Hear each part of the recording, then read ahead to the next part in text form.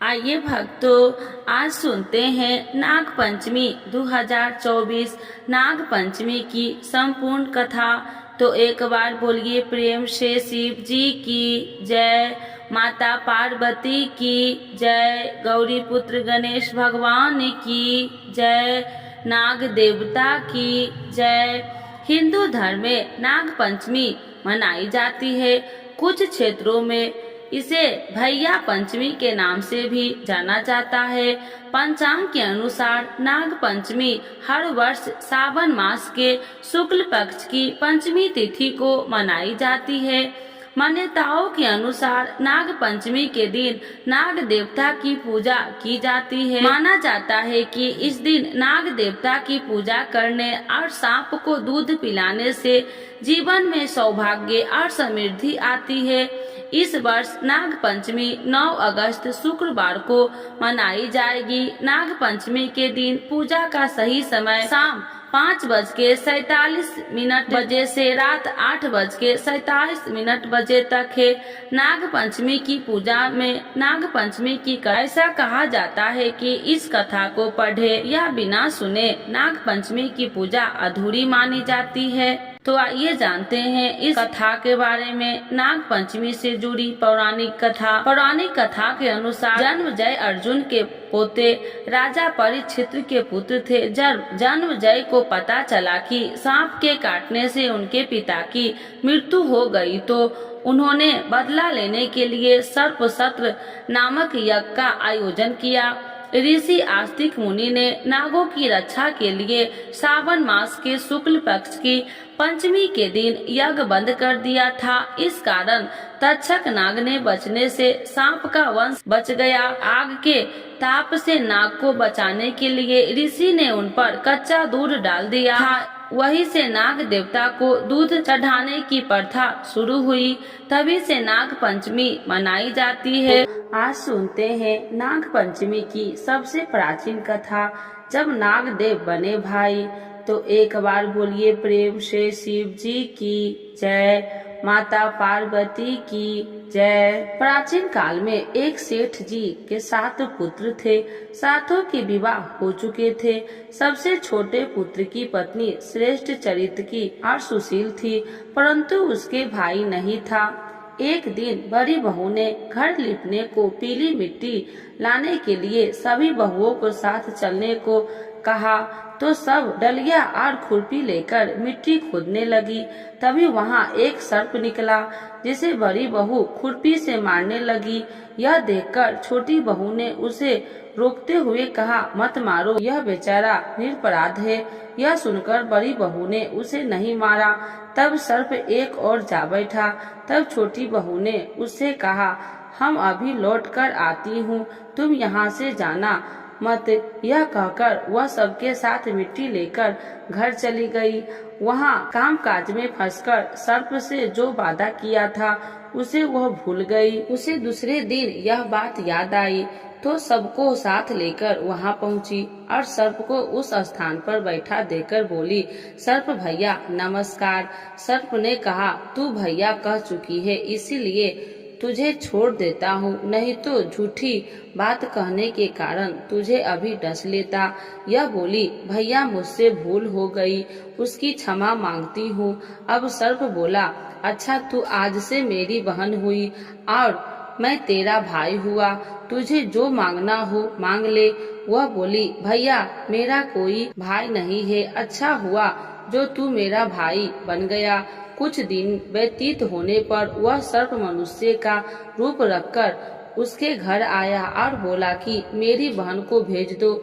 सबने कहा कि इसके तो कोई भाई नहीं था तो यह बोला, मैं दूर के रिश्ते में इसका भाई हूँ, बचपन में ही बाहर चला गया था। उसके विश्वास दिलाने पर घर के लोगों ने छोटी बहू को उसके साथ भेज दिया। उसने मार्ग में बताया कि मैं वही सर्प हूँ, इसीलिए तू डरना नहीं और जहाँ चलने में कठिनाई हो वहाँ मेरी पूंछ पकड़ लेना। उसने कहे अनुसार ही किया और इस प्रकार वह उसके घर पहुंच गई और वहां के धन ऐश्वर्य को देखकर वह चकित हो गई। एक दिन सर्प की माता ने उससे कहा, मैं एक काम से बाहर जा रही हूँ, तू अपने भाई को ठंडा दूध पिला देना।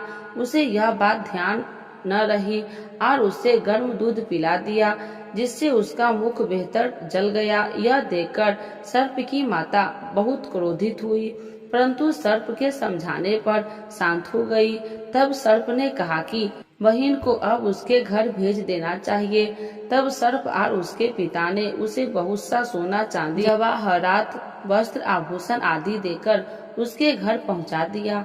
इतना ढेर सारा सामान धन देखकर बड़ी बहू ने ईर्ष्या से कहा, भाई तू बड़ा धनवान है, तुझे तो उससे और भी धन लाना चाहिए। सर्प ने यह वचन सुना तो सब वस्तुएं सोने की आकार दे दी। यह देखकर बड़ी बहू ने कहा, इन्हें झाड़ने की झाड़ू भी सोने की होनी चाहिए। तब सर्प ने झाड़ू भी सोने की लाकर रख दी। सर्प ने छोटी बहू को हीरा मोनियो एक अद्भुत हार दिया था। उसकी प्रशंसा उस देश की रानी ने भी सुनी और राजा से बोली कि सेठ की छोटी बहू का हार यहाँ आना चाहिए। राजा ने मंत्रियों को हुक्म दिया कि उससे वह हार लेकर शीघ्र उपस्थित हो। मंत्री ने सेठ जी से हार लाकर कहा कि महारानी जी छोटी बहू का हार पहनेगी, उससे लेकर मुझे दे दो। सेठ जी ने डर के कारण छोटी बहू से हार मांगकर दे दिया। छोटी बहू को यह बात बहुत बुरी लगी।